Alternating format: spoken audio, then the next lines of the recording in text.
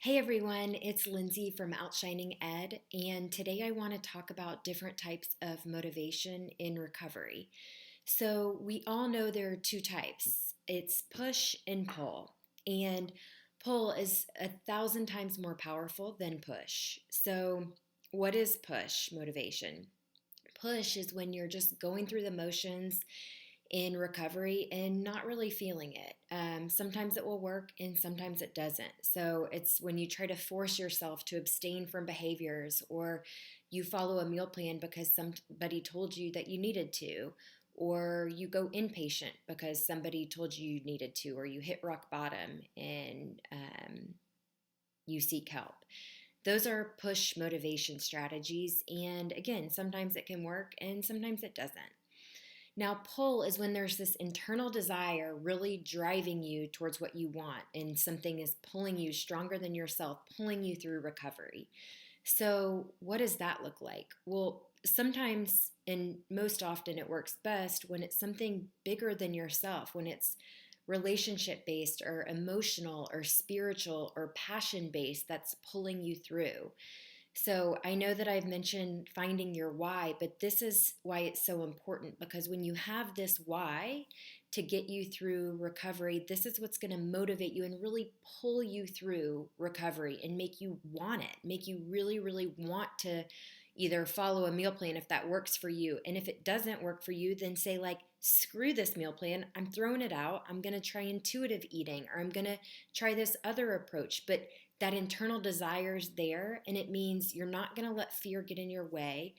You're not going to quit or blame yourself when things fail. You're going to say, man, meal plan didn't work for me, might work for someone else, but I'm not the problem. I'm going to move on to the next thing and just keep changing my approach until I find what works, because I have this deeply rooted internal desire to heal.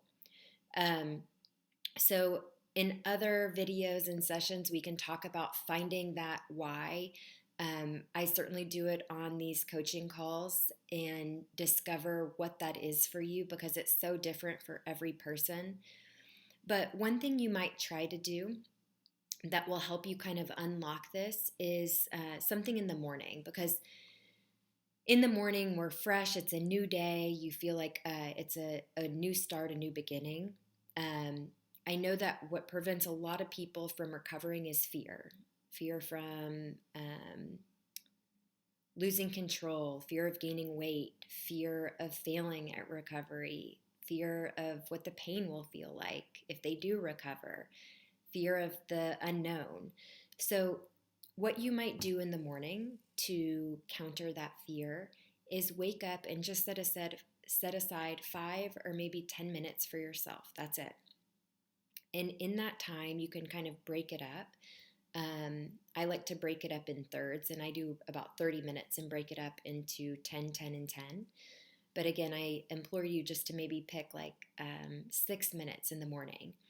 And for the first 2 minutes, think of two things you're grateful for, because truly it's impossible to be grateful and fearful at the same time.